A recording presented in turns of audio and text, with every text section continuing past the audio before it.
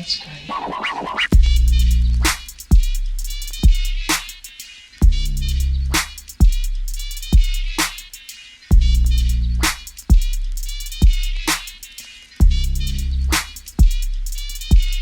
That's great. Hey, Hi.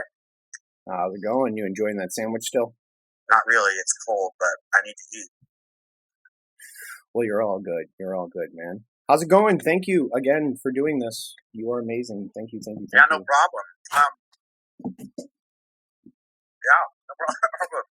What are you eating anyway? It looks like an Egg McMuffin. No, it's Starbucks version of an Egg McMuffin. Ooh. Sausage and cheese. Ooh. It's better when it's warm, but like I said, I'm pissed and typing this letter and all time stop. You know what I'm saying? No, I hear you. The hustle's always going, right? And I was like, oh my god. When I realized I ate this sandwich, I was like, oh, I forgot to eat this sandwich. I went out of the house to go buy. And then I saw that it was 12, and I was like, fuck, the phone's going to be ringing. Anyway. It's all good, man. It's all good. I'm going to transition. Yeah, I don't mind the multitasking. I just appreciate, once again, you being able to do this and spend a couple minutes to say hey and hang out with a super fan and ask a couple questions from the internet. I appreciate it, man. Yeah, awesome. Cool. Well, let's jump into it. I should probably say... And let me ask this, not that it totally matters, but you're utilizing the audio of this or the video as well? Probably both. I'm kind of transitioning to think of different ways to parlay what I'm doing right now and just kind of going with the flow. So, all right. I don't know which one. Well, it doesn't matter because I don't feel like changing anything about the visual anyway, so I don't know why I asked. Well, you look great. We'll put a Starbucks ad in the description below so people can find out where to get their sandwich as well, you know what I mean? Okay, that's fine. Well, I want to start with saying this is a real honor for me. I'm not sure what it says about myself that I find Harry to be one of the best villains ever, but this is awesome to sit down and talk to somebody that's a part of a huge show. So if I'm a little tense, that's probably why, but I just want to say thank you very much for being a part of something so awesome and doing this. I can't express that enough. That's great. I can't wait to see what I'm going to have to say, only because Harry was one of the very first back in the day jobs I ever did. Mm-hmm. So not only is it a long time ago, but Harry is not really that large of a part. So I'll be curious to see what my answers are. Yeah, this will definitely be interesting. It's funny because such a small character had such an impact. The people who like him really do like him, and then there's a huge majority of people who just find him to be slimy and horrible. And I mean, you kind of did the job well if that's what's coming, across on their side, because that's exactly what his character was for a mass majority of the series. He was, and I don't even remember what I was doing because I didn't know what I was doing, but I was definitely not versed in dubbing the way I am now, or even in anime. I just did my thing, if you know what I'm saying. Yeah. Well, yeah. Even on your IMDb page shows that you've had a couple heavy hitters even before Outlaw Star, but it definitely was at the beginning of your insanely massive career, which. When going to your IMDb page, I don't know why I can't say that name right now. Every time I went there, I was just astonished. I was like, this guy is one of those actors who are just constantly working. Yeah, I know. Thanks to anime, crazy. My IMDb page does go on and on. It's impressive because even sometimes big time people, even though their shit is like maybe bigger, only have the movies that they've been in over their career, so it looks smaller. It's nothing, but it's fun to see that page so big when you go on it. Oh, absolutely. I mean, that leads into one of the bigger questions here, which is, Sailor Moon Cowboy Bebop, Outlaw Star, Trigun, Digimon, Ghost in a Shell, Naruto, Tenchi. I mean, the list goes on. Just some of the biggest names. Sitting back now, how does it feel to know that your voice is plastered literally all over the genre, in the video game genre? How does that, is it surreal for you? Because I bet when you first started, you couldn't have even foreseen this, and now you look back and it's like your name is literally attached to, I would say, what most fans would call, their top 10 shows. Like you're all over it. Of the last 20 years. Yeah. Well, it's great because at the time I didn't get that that's what was happening. Because as I often say in interviews, right, my perspective of everything you're saying is completely different. My perspective of what we're saying is about people that I had to meet, places that I had to go, effort that I was putting into expanding the people that I knew, being recommended from one person to another, auditioning for things randomly, right? Like any of these shows you're talking about, that same day maybe I auditioned for 8 other things. So that audition is just one of 8, and then one time you get the call that says, okay, come into work. And then you get there and you're like, okay, what is this?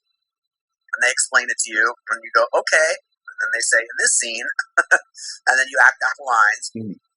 So at the time, none of that was crossing my mind because my perspective of everything you just said is from my boots on the ground, my life, trying to get my career going in all aspects, not just in anime, in looping, an ADR, which is a really big deal, do voices in movies and TV shows, and my commercial career with my agent in commercials, and then original animation.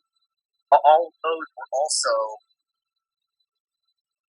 things I was pursuing at the same time. So from my perspective, that's the life I see in the same neighborhood that I still live in now. You know what I'm saying? Yeah, so absolutely. When I look back on it, to specifically answer your question, it's like, oh, look at what that all added up to. That's how I answer that question. And so I'm like, sweet. It's also funny because now shows like Naruto have become, well, they're not really past, but they are past because that show was on so long that now I get a lot of attention because it's guys interviewing me or people like you who watched this show when they were younger and who are now adults and nostalgic for shows like Naruto, etc. Well, luckily, you putting your boots to the ground, as you say, really did build quite the career. And even to this day, you have tapped into that nostalgia, being a part of so many different shows. But you're still able to work with the younger audience too. I mean, just with the work with Final Fantasy VII reboot, which had to have been great. I mean, for a number of different reasons. So it's that's got to be a real surreal feeling to be able to generationally hit all these different people, and then also like looking back, like you say, outside of the work you were doing, and just sit back and be like, whoa. Because a lot of people's careers don't always work out that way. They do have a lot of projects thrown at them, and they're trying to do what they need to do every day. And sometimes they get something picked up, but to have these many names get picked up and to really see people attached with them, that's got to be a very humbling feeling, looking back. Yeah. To be like, wow, I can't believe I got picked. Or when you look back, I see where I took it for granted. Not necessarily a bad way, but just in a day-to-day way. Now I got to go do this. Oh fuck, I've got a 2:30, and then I got to get there to 4:30. I don't know if I'm going to be able to make it from Hollywood to the Valley in enough time. I'm going to call and tell them I'm going to be late. That kind of a thing. Well, those are part of the survival and part of the grind of the industry. So you kind of get making it work. Yeah, you kind of get roped up in it. You know what I mean? One of the first 2 questions here are a little bit more about your origins. They say, how did you get into voice acting? And then a part B, which kind of has a 2-part to it itself, which is, did this happen in America or in a different country? And can you speak any other languages? I wish I could speak. I fantasize about speaking other languages. A, because it's right? It's a great fantasy. B, because foreign language skill is a very prized skill in voiceover for a lot of reasons. For example, in looping, feature films, if there's a scene that takes place somewhere, they're very interested in authenticity. So if you're doing a scene that's taking place, let's say at the border in San Diego, well, the actors on the group, just to provide incidental voices and background voices, and they want it in Spanish, you have to speak Spanish.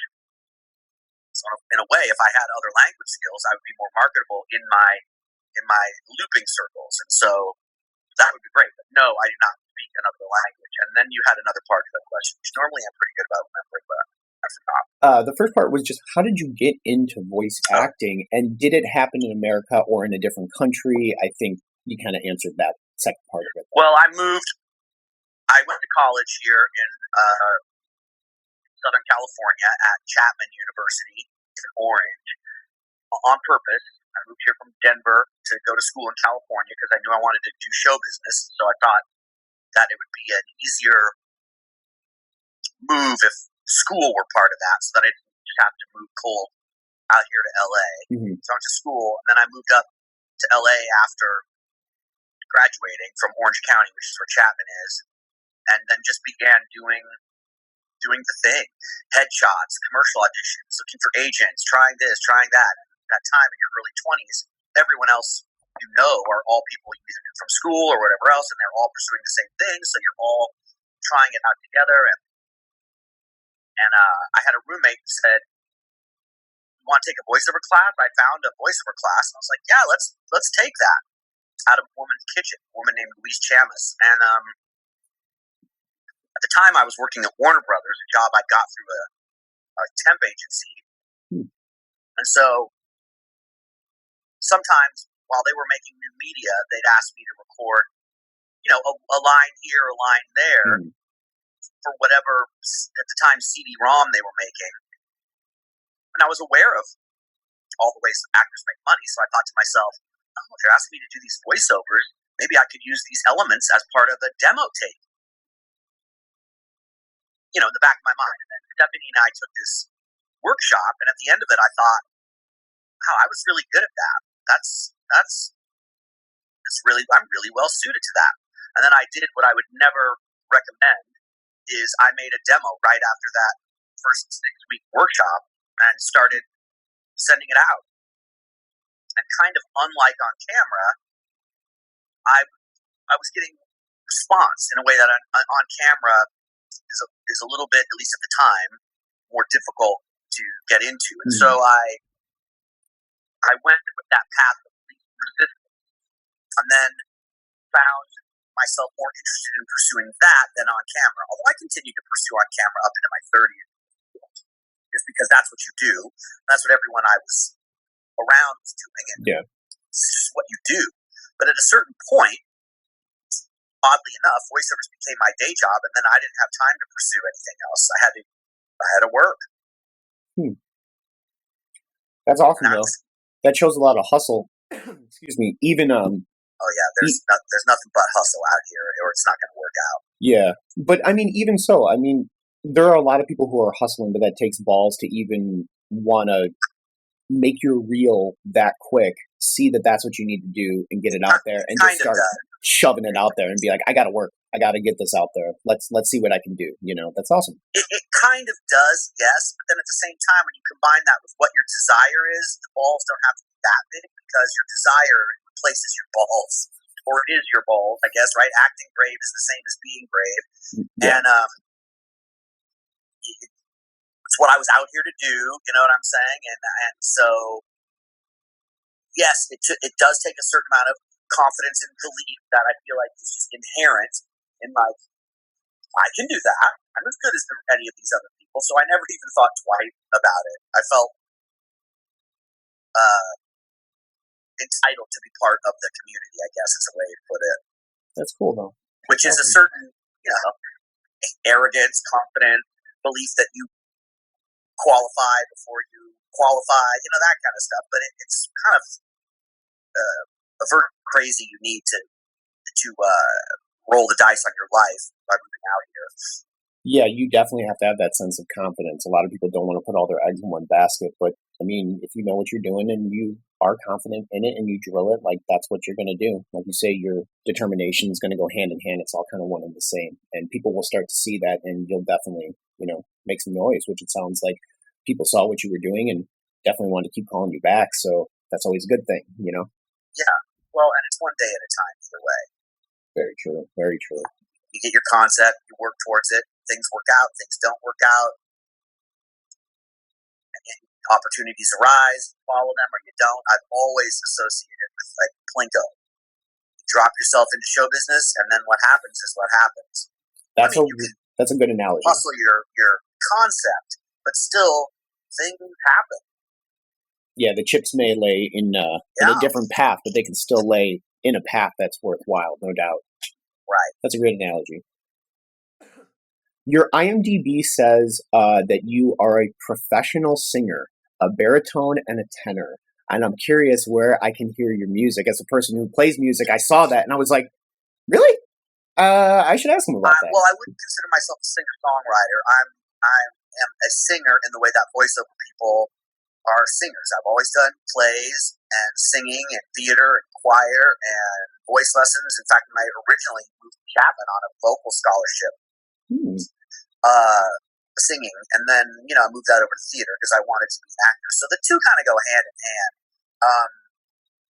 Because of doing voiceover, I've had opportunities to sing, but I haven't really been able to pursue anything singing wise because voiceovers is my day job. So I mostly get to use singing if I'm doing things around town here, like staged readings, singing in plays, or the stuff about acting that I do for fun, not that I do for trying to get money out of it. Yeah.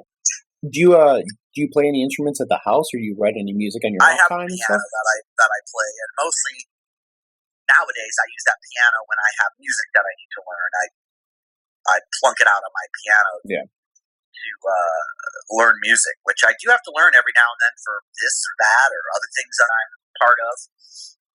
Acting class, like I've been in acting class ever since I got out of college, like 25 years. I take acting class every Saturday, which is also a singing performance class in addition to acting. And so keeping all your skills ready to work is very important, because if you're a singer and you don't sing, you lose your voice. It doesn't stay. Yeah, you definitely have to work that muscle, keep it nice and oiled up. What do you do for fun? I know our world's in a crazy place, and I know you're working.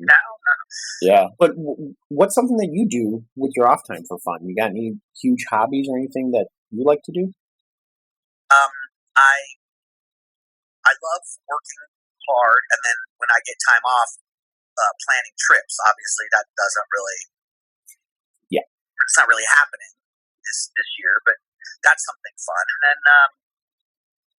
mostly just hanging out with my friends. I mean, I used to go out and do way more exciting things, but then you get older and you just want to stay at home and go out to dinner with your friends, have movie nights, go for drives. I wouldn't consider myself. Where's my airplane? Oh, there it is. I was going to say I love airplanes, but that's not really a hobby. Watching 777 landings at airports around the world on YouTube, but I do love airplanes. Very nice. You do any model building or anything like that? No, but I bought a model for myself for Christmas. I bought the 777. Or no, this is a 787. I'll show it to you. Cool. It's cool. Oh, nice. And the fun part of it is, wait a minute, it's hard. Oh. How rad is that? Very nice. It lights up, but it's a scale model, so it's exact, and I love it. I don't really know what you do with it other than look at it, but it was so cool I couldn't resist. That's awesome. I had to snap it together. It was expensive. It's not just a snap together model because of the lighting and everything, but when I was a kid, I used to build models. Models are fun, but I wanted a model that was going to look good in the end, not look like where you rip the decals. It doesn't look good. Yeah, for sure. It looks nice. The lights definitely put that nice professional display touch. You got to get a nice. That's not where it's going to go. That's where it is right now. Yeah, got to put it in a nice case or something like that to show it off. You know. Yeah, it'll go upstairs at some point when I carry it upstairs. Does identifying with the character help you better become the character, or is it really not that serious to you? Like when you get in there, is it just read it, kind of feel it out, and just go for it, or is it something maybe depending on the character you do a little bit more background work and kind of well, I don't know the right way to word that. How I answer that question is, if this were a play or movie, I would put a different kind of work into the acting. But when you're dubbing, which is mostly what you're referring to, that work has been done. That work has been done by the people who already produced the show and put it on the air. And so your job then is to find a way to truthfully inhabit characters in this show the way they have already been inhabited.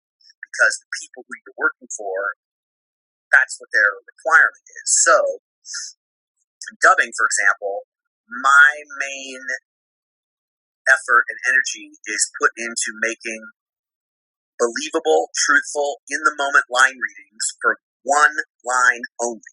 I don't need to consider the story arc because that's already been considered. The lines are already written. The show has already been produced. I don't need to come up with a through line to make it work. I need to inhabit every single line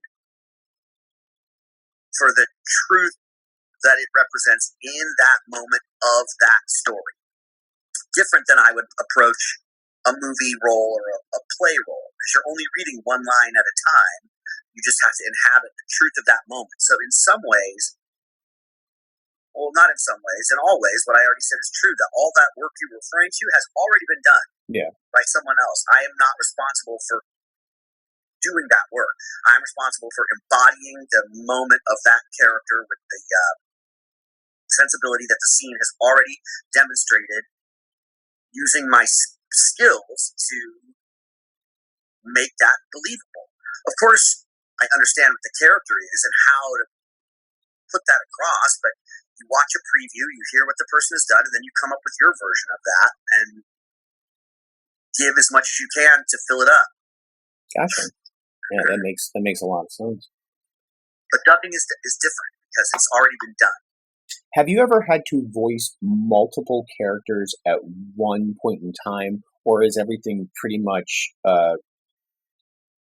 lack of a better way of saying it, as professional as it is, and they're cutting each line, and you're doing one thing specifically, straightforward, line by line? For example, on Bleach, where I was two characters,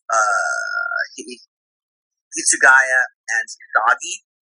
So I would go into Bleach sessions and I would do whatever lines were required. We'd go through and do Hitsugaya lines, and then they'd say, okay, now you have 15 lines in episode whatever of Hisagi. They'd play the reference, I'd get my voice in, bring him in, you know what I'm saying? And then we'd start doing those lines. So as far as the question about multiple voices, that's how that would go down, unless you meant like literally reading down a narrative and changing my voice line to line. I think that's what the question was referring to. If you were ever in a position where you were doing that outside of a table read, usually it isn't recorded that way, but sometimes dialogue happens and you can flow through it. So I was just curious if that, I think that's what they meant. I can't give you an example of that, but yes, that has happened. It's rare. Most of the time, you're reading down a scene and then you go back and do all the lines over again, one at a time, one way or the other. So that's how that works. And if I've ever been in a scene with myself, which I have, then you have to take care of how it matches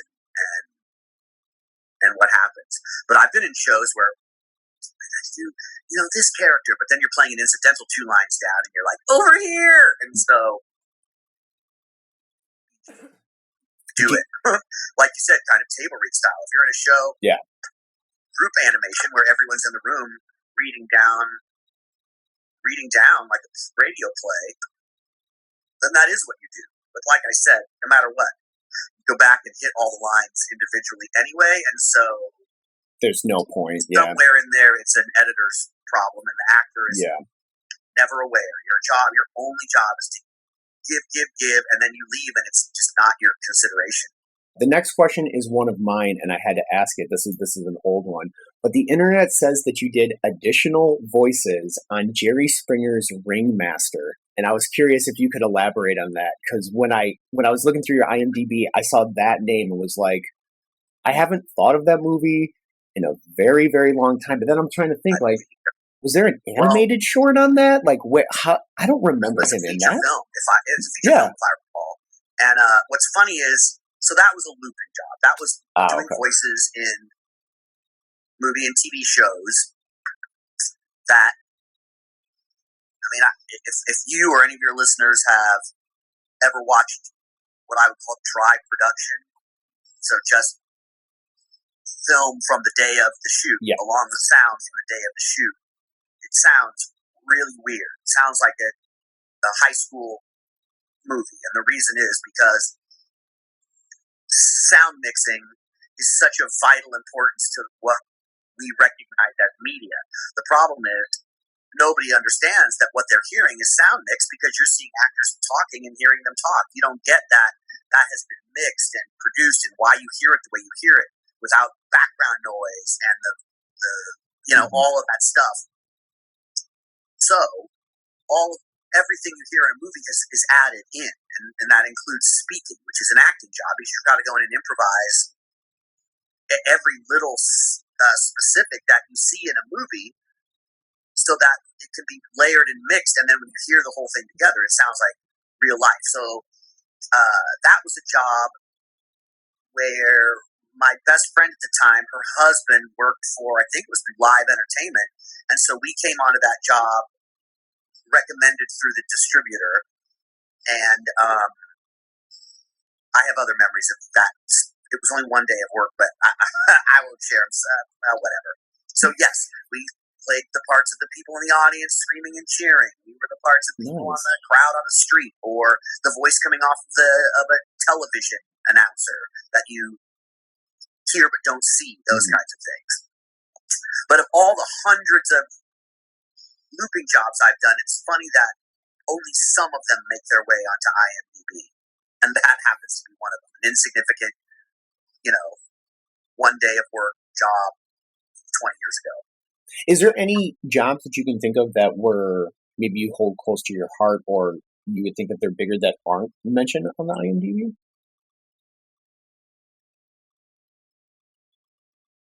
It's an interesting question. Because I know they are selective, and obviously something like a Jerry Springer would be put up there for the obvious reasons. But I bet you there's probably, like you said, like a 1 day job or something that you did. Oh yeah, there are a lot of those. A lot of doing looping is a 1 day job in that context, and some of those things aren't on IMDb. Like, I'm not sure. I don't know. Maybe like Good Go Hunting. I don't know if that's on my IMDb. But I did a 20-minute job on that movie in 1997, and it was with Ben Affleck and Gus Van Sant. We stood there at the microphone telling us what they wanted to hear from specifically what at the time were 13-year-old voices, and I was doing a young kid voice. But I was only on that job for like 20 minutes, and then we left because they only wanted one specific thing. And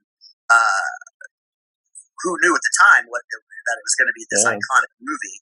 My memory of that was it was the first time I was going to be meeting the coordinator, the person who hired me for that job.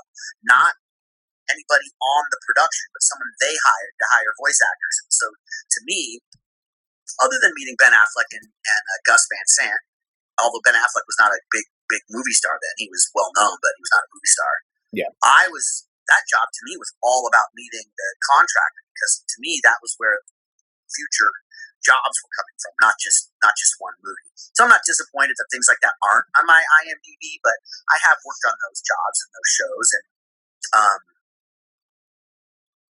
it's interesting what gets picked to go on IMDb and what doesn't. Still an interesting story, even if it's not mentioned on there. Not everyone gets to have 20 minutes. Great memory for that only being 2 hours out of my life from leaving my house to finishing the job and driving home. A significant memory, mostly because the movie became a hit. Guys became movie stars. Gus Van Sant was already a famous director, and it's just fun to have the memory of being in that room at that time. Yeah, absolutely. I think everyone is hoping that the answer is a zombie. But what voices did you do for Return of the Living Dead? If you remember. Sorry to disappoint. I don't remember doing that. Well, that is on your IMDb, very well could have, because keep in mind, remember talking about boots on the ground? That could have been something that I had in an afternoon after I'd already worked in the morning and I had to be at Disney at this and you sign in and they say, now we're going to do a scene where you do that and now do this. And it's okay, thanks everybody. And then you leave because I had an appointment that night or I was doing a reading or something like that. You know what I mean? But I feel like I would remember that. But at the same time, no, because there's a lot of growling and screaming jobs that probably... Yeah, all meshed together at get out overtime. of there. Yeah. Because those jobs are hard. But that's funny that I don't remember that, because there's plenty I don't remember, I gotta be honest. But for the most part, I remember what I've done. I would... When we hang up, I bet you I'll go, oh yeah! Like if you said to me, that's a job you did with so-and-so, and remember you did it at Interlock before they closed, and I'd be like, oh, I remember that. Well, that's a good problem to have, you know what I mean? When you're working on the movie, no one's talking about the title. No one even tells you the title. They tell you when and where, and you show up, and they show you what's going on, and they say, this is what we need, and then you do it. The job is always the same. So at a certain point, you stop being interested in what it is, because it has nothing to do with what you're there to do. Yeah. And you can kind of become cavalier about the highly public nature of what it is you're working on, because for you, the job is showing up on time and standing there and screaming or calling on your talents to fit whatever it is they're showing you on the screen, and never even know when by the time you walked out what the title is, because someone else had already printed it on your contract, and you just sign the papers and leave and don't even remember that you worked on it. For sure. That's sort of a reality. Well, if you find the pay stub for Return of the Living Dead and in the invoice it says what like year? Zombie noise or something on the mail, I don't know, and I don't want to kill this connection, so I can't look it up on the internet. Okay, because that would help me go, yeah, here's what was going on in my life at that time. I'll get back to you, though. The job I did with so-and-so, but anyway. Yeah. Also, I am also particularly a person who is not that interested in the things that I work on in that way. So it does not surprise me that I don't remember either. In a funny way, it's like I'm all about the work. Like all I think about is the work. I don't ever think about the outside stuff. That's good though, because you see many people getting distracted with that. It gets in their head, it messes with their ego, and the fact that you're like honed into the craft and wanting to stay busy working and really just wanting to focus on the meat and potatoes. I can understand why you can say different people are approaching you for continued work, because that's the kind of person you want there. Not to say that it isn't great to look back on these things or be excited about what you're doing, but if a lot of times I'm like, I worked on that. Oh, I remember that. Wow, I did that. Wow, that became famous. I didn't know at the time, right? I at least noticed, but I don't hold on to that in a resume sense. And that I mean, if you'd asked me when I started the career if that's how I would be, I would have said, no way, I'm all in being in famous shit. That's all I want to do. But as the years, I just realized I didn't care. That's good though. That's a humble place to be, and keeps you grounded in your craft, and that's good, because the older that people get, I don't think a lot of people really focus that way. So that's good that you can do your job. If stuff gets famous, it gets famous, because remember, the acting is the part that you see, but it's the smallest part. It's someone else's show. Every time you go to work, it is pretty evident that you are not important. This is someone else's show, other people's money, and you don't have anything to do with it. And so I think that's why over time I just leave it on the stage when I go home, because it's not really mine. I only own what I bring to it the day of work, and what happens after that is not my prerogative. That's good though. That's probably really good on the mind. A lot of people probably have it way heavy, so it's good that you can check it at the door, do what you need to do, and be a professional about it. That's great. I can see people loving to work with something like that. So even if the resume isn't number one in your eyes, I could see other people wanting to work on it, and it makes sense why the resume is what it is, Yeah, I get it. Why Steve Cannon opposed to Steve Staley?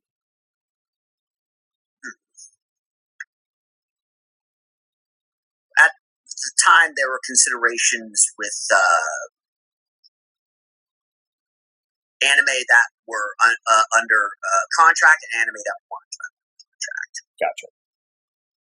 That's all I'm going to say. Makes sense. No, it makes sense. I come from a music background. I've had a number of sessions in the vocal booth for a bunch of different type of vocal jobs. What do you find to be the worst part about the process? And let's be honest, it is fun. It's a great job to have, but there are some craziness that goes into sound engineering that most people don't talk about or don't even understand. I'm just curious from your point of view, anything that, irks you or anything that you hate about the process, or is it something you've grown to really love and look forward to? You mean like, I don't like doing screaming jobs, that kind of thing? Or maybe just working with certain engineers that want you to nail a line 60 times when you know you can do it on 12. Maybe the process of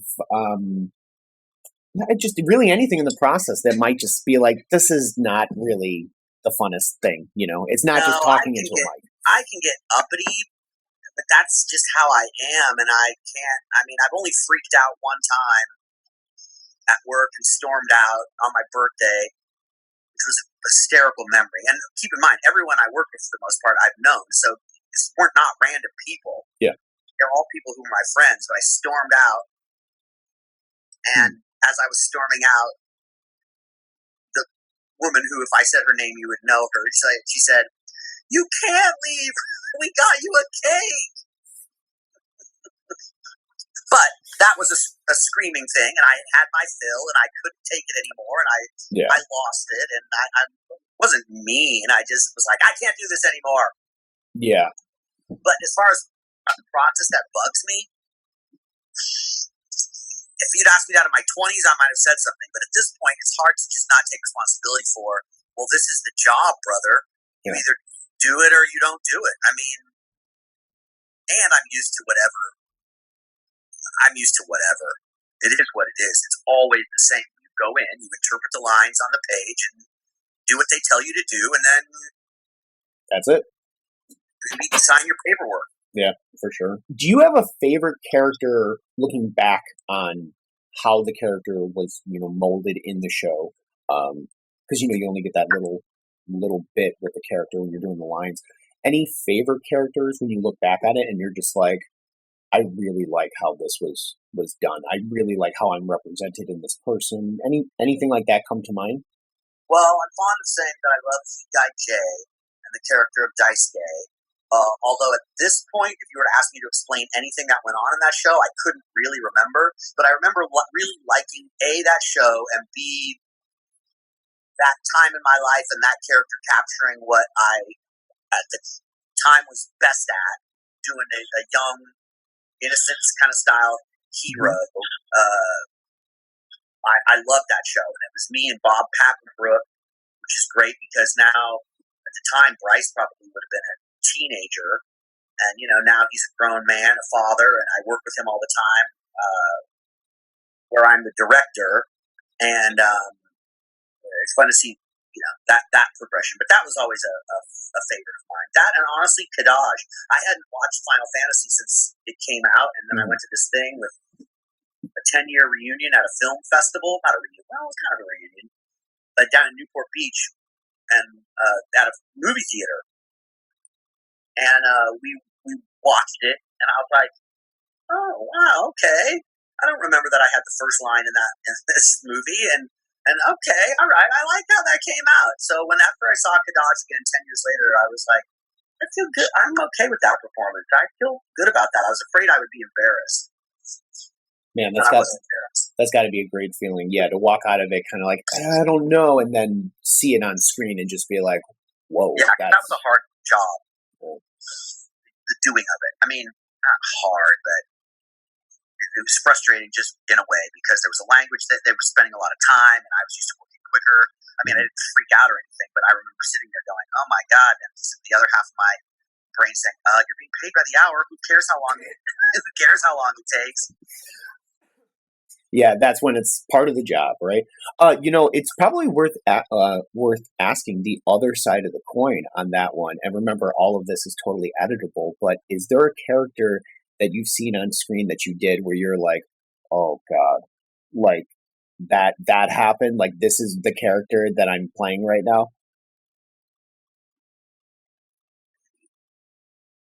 I don't know. I mean, maybe. Okay. I'd have to really think about it, or have Okay. somebody present me a bunch of options and go, ooh, But mostly, Yeah, I hear you. Yeah, no, I hear you. don't care enough to be embarrassed about it, if that For makes sure. sense. I got to do my thing, and it is what it is. Yeah. Well, that's good. That speaks back to the confidence level. You know what I mean? It is the job. It is what it is. Iron Monkey 2. Was that another looping job that you did? It must have been, because I don't even know what that is. Do you release any personal projects, or do you pretty much solely just work on studio projects? Only studio projects. Gotcha. Cool. Yes. Do you? I don't have the wherewithal to come up with my own stuff. Gotcha. This one says your IMDb. I can't say this word. Yeah, this you whole cannot say it. Your IMDb. We'll just go with it. Your IMDb page is outstanding, to say the least. I wouldn't put you on the spot to ask you what your favorite project to work for is, but I'll ask you if there was a favorite moment from any specific show while tracking, anything that comes to mind that you were just like, that was a good day. Like that was fun. Probably some of my best memories come from Starship Troopers, which at this point was a long time ago, but it was original animation. It was like 42 episodes, and we recorded group style in the studio, and they had dinner and lunch every time we went, and all sorts of cool people were on the show, like Arlie Ermy, if you know who that is, and people we got to hang out with. Arlie is in Toy Story and Full Metal Jacket, drill sergeant, relatively famous guy who's passed away, but it was just fun to be with all those people all the time and hanging out. It wasn't a dubbing job, it was original, and it went on for a long time, and it was just great, the camaraderie and the fun of being in that show and going to Comic-Con to talk about it, and that was a great memory. Nice. Very cool. Dubbing has less of those memories because dubbing is very work-oriented. You go to work, it's your time, there's a number of hours, there's a number of lines that have to be done. You got to get in, do it while you're there because somebody else is scheduled to come in after you. So there isn't a lot of time for good memories, if that makes sense. Yeah, it's definitely more work-oriented. Mm-hmm. If you're able to tell us, what are you working on now? Or are you working on anything now, or are you kind of hanging out? Let me think about that. What I've spent most of the last few months working on is Demon Slayer. I'll be general enough about that. I'm ADR directing Demon Slayer. I did the first 2 seasons, and then the movie Mugen Train, which should be coming out at some point, and other really cool Demon Slayer stuff as a director. Awesome. How about with voice work? Are you doing anything voice acting wise right now? Yes, I did something a couple of weeks ago that was some kind of a video game. I don't remember what. Cool. And even if I did, probably could say. And working on a movie on Thursday morning in between directing. But again, I don't know what the movie is. I just know that it's Thursday morning, and I've had to block out the time. All of that I do from home, basically, in my closet at this point. What microphone or microphones do you use at the house? Currently, I have a Sennheiser 416 that I use. Okay. Prior to that, I didn't have an expensive mic because you only did so much certain stuff at home, and it was fine for auditions. But for real studio quality recording, I had to up my game. Well, I think that's all the Steve questions, though I do have a whole bunch of Outlaw Star questions here really quick. Those probably will be quick because, like I said, my memories of that show are very specific, so they will be what they will be. All right. How did you get the role, and how did you get introduced to Outlaw Star? which I think you might have answered that you might have not been introduced to the story at all, at that point. I have no idea how I got the role, so obviously I auditioned for it. I don't remember. I know who I did it for. I know what studio, but I can't picture the audition. But I remember going into work, and it was when the first I met Wendy Lee. She was the director, and I remember her working me nice and hard on that show to get what she wanted for this performance, because she understood what was going on. I didn't know what was going on. I only knew what she would say, and he's like, no, he's crazier than that. No, say die one more time. No, he's got to sound a little bit more like this. And then we do it again and again and again. Oh, there, that's right. So, and Wendy is someone who I still know and work with all the time. And so that show is mostly significant to me because it was the first time I ever met her. Gotcha. And she's responsible as much as me for creating that performance, because she helped me come up with what it was that required to make that Harry work. Yeah, she is a huge part of that show. I would love to be able to have the opportunity to talk to her as well, because she's definitely knee deep in a lot of that from what I've heard. Oh yeah, she has all the information on Outlaw. We got another question that says, can you tell us about a regular day at work there? I think we've kind of gone over how that goes. Well, that was a screamer show. I just remember a lot of screaming on that show. And I wouldn't have ever been at work more than 2 hours, which is why my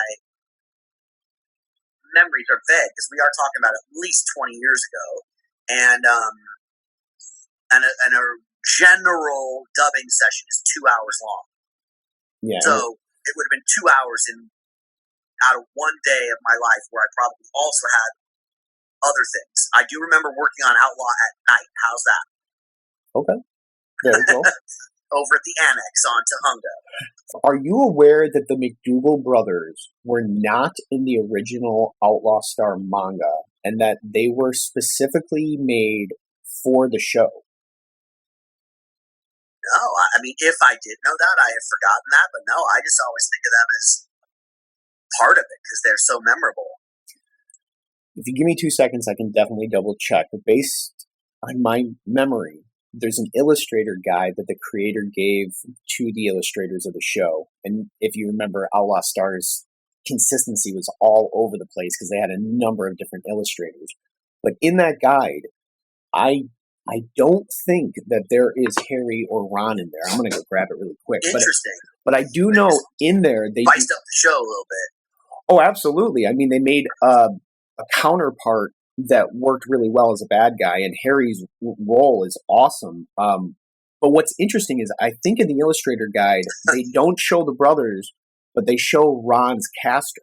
So I think his original idea was, we have to make another side of Gene. We have to make a bad protagonist using that gun, Yeah.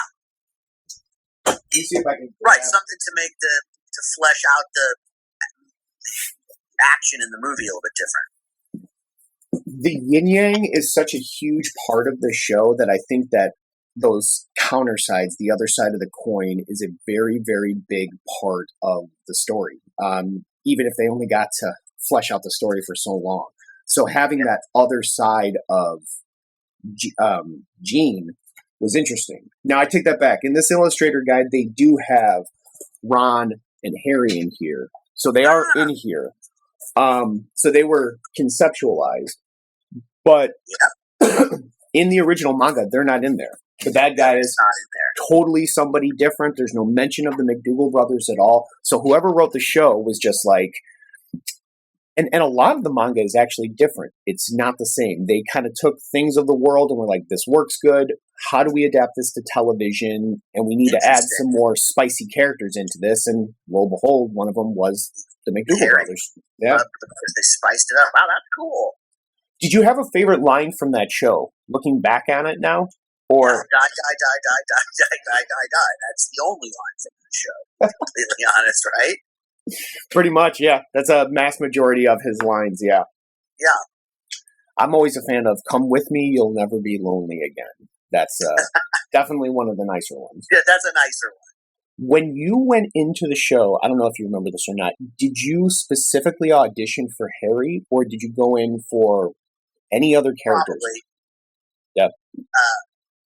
It seems that in the history, when you look at the parts you get, rarely do you audition for one part and they're like, hey, you know what, he'd be good for this part. That does happen, but mostly you get the parts that you have read for, because the casting director's already decided who's right for the part, so they're not switching it around. They're choosing from these people who everybody has already figured are right for this part. It does say that you voiced for Harry, a random Ctarl-Ctarl Operator on episode 3, Nubuta on episodes 10 and 11, and additional voices. Do you even remember any of these quote-unquote additional voices? On a majority of jobs, if you're in there, even on a main character, and there's a couple incidental roles, man one who says this in this episode, or we need some Walla here, which is probably what additional voices is, meaning, again, the background chatter in public scenes or on a space station or wherever. That's what that would be. So even when you're the leading role, you don't always, not that Harry was a principal, but even when you're like the leading role of a show, you're not off the hook from sometimes throwing out incidental lines for 5-line parts. I think people wanted to know if you were the voice behind the cactus or not. I think that's ultimately what they were getting at. I don't think so.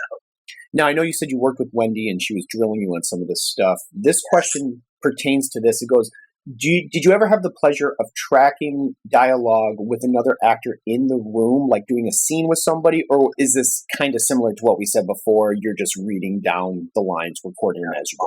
Always wild. The only time you're reading with someone else is in original animation. Maybe one time in dubbing.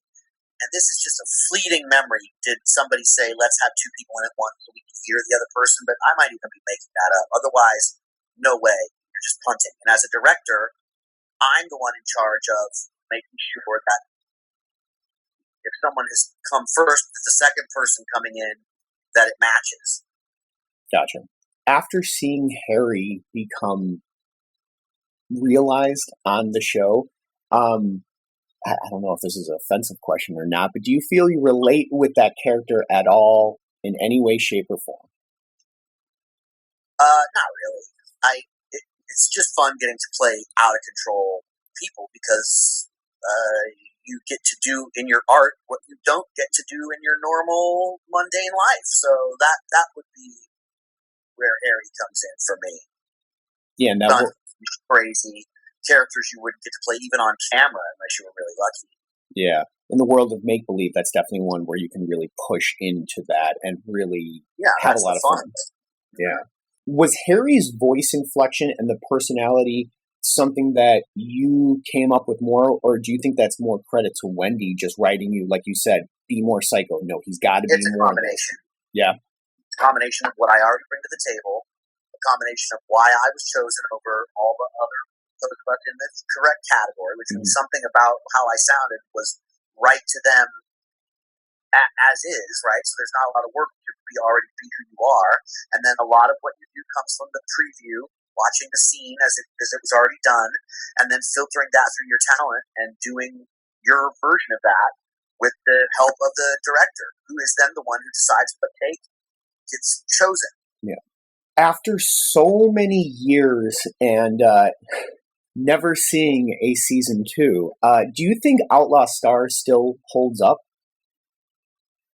I think it's only because it's enduring in people's memories of shows that they are fond of and that they fondly remember and think of.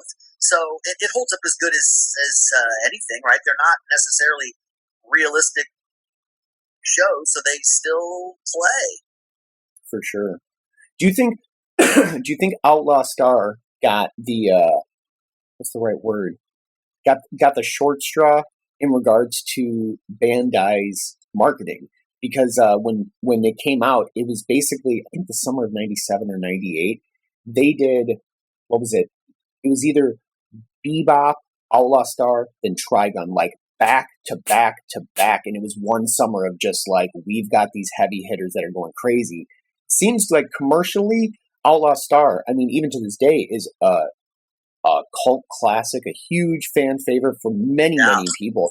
But it seems like the other ones just completely overshadowed it, and for good reason. But I don't know. Personally, I always felt that Outlaw Star needed a little bit more credit, and to some ways, I do think holds up a little bit better than some of these other ones. That's just my personal opinion. But my perspective's a little off because the only one I ever notice is Outlaw Star, because that's people are talking to me about it because I was in it. So maybe that's the case. If you in that list of 3 shows, obviously Cowboy Bebop is the one that sounds to my recollection as the most popular of those, or the most well known. And maybe I did or didn't do an episode of that, but if I did, it was only an incidental one small character. Yeah, on the IMDb it says Trigun and Cowboy Bebop, and it's just very, very small. Nothing huge. Maybe 1 or 2 times, and that's only because I was in the mix already with Wendy and the crew there. Yeah. After seeing Outlaw Star, do you have a favorite character from the show? Anyone or any particular thing from the show that you really like? Yeah, Harry Macdougall. For real. Otherwise, I don't have much of a memory of it, just because after all these years of looking at clips and directing clips and acting in clips, in some ways, sometimes I remember a show and somebody goes, "That wasn't that show." So I'll say Harry. Did you ever meet Outlaw Star's creator when you were working there? No. Sometimes on shows, people will be around, or depending on how much the client wants to input the client wants to have on a localization. But otherwise, you would only meet the I guess American counterpart in an administrative, creative role, whose job it is to oversee the localization. Not Final Fantasy. In Final Fantasy, those guys, I'm sorry, I can't remember, they were there. Yeah. Which is part of why that job took so long, is because they discussed everything with the translator after every single take, and then the translator would discuss with the director, and then they would talk to me, and I'd do another reading. So those 2 guys were in the room, and I did get to meet them. But they didn't really speak English, and I only knew that they were the creators, and I was like, wow, cool. But that was that. Yeah. So still, though, I got to meet them. That is very cool. It's a rare. I remember being 2 guys. I don't know their names, but I remember being 2 guys. That's cool, though. And it's rare to see them, but nice to know that they have that much connection. I believe Outlaw Star, the translations are still being done by a few fans right now. That'll be out for everyone. But from what I've translated over here and what I've read, it seems like he said that he got sick, and that's why he wanted to stop the show.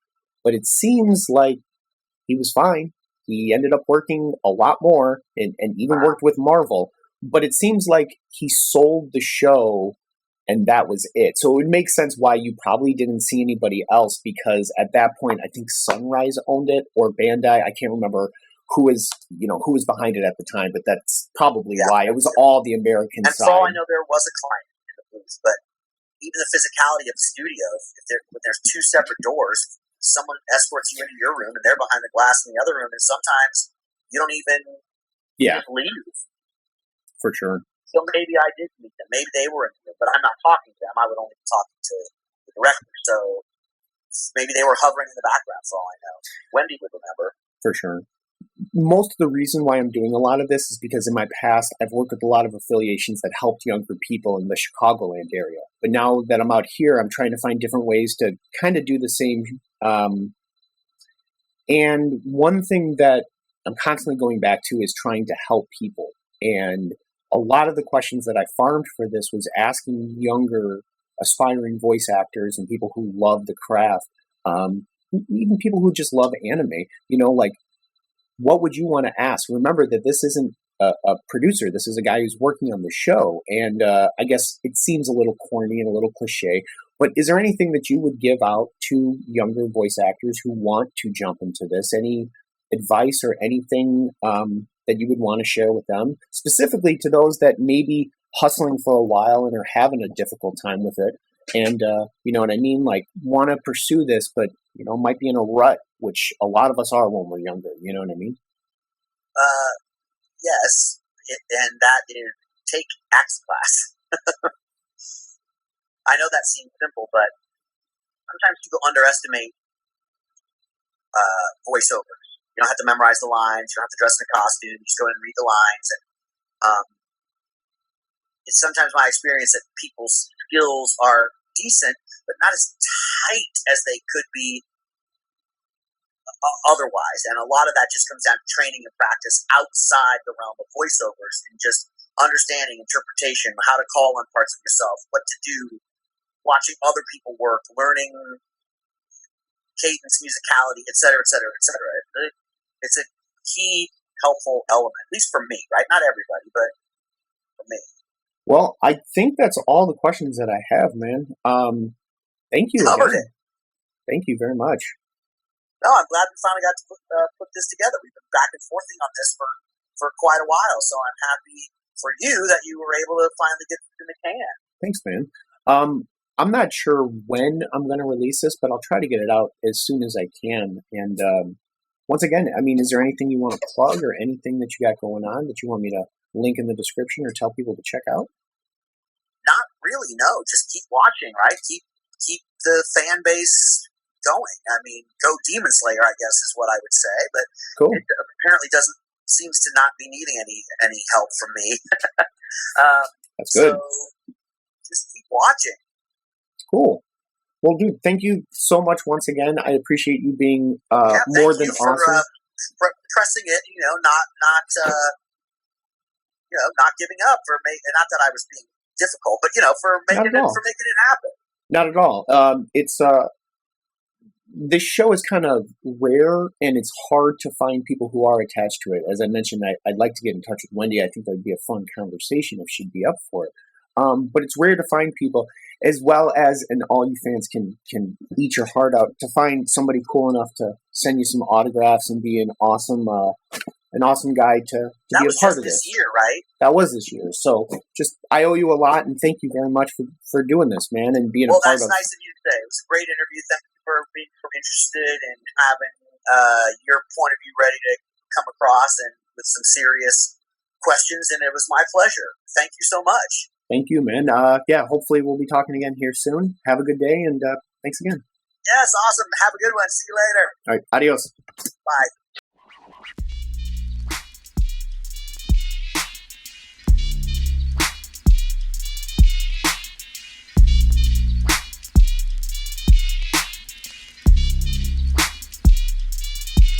That's great.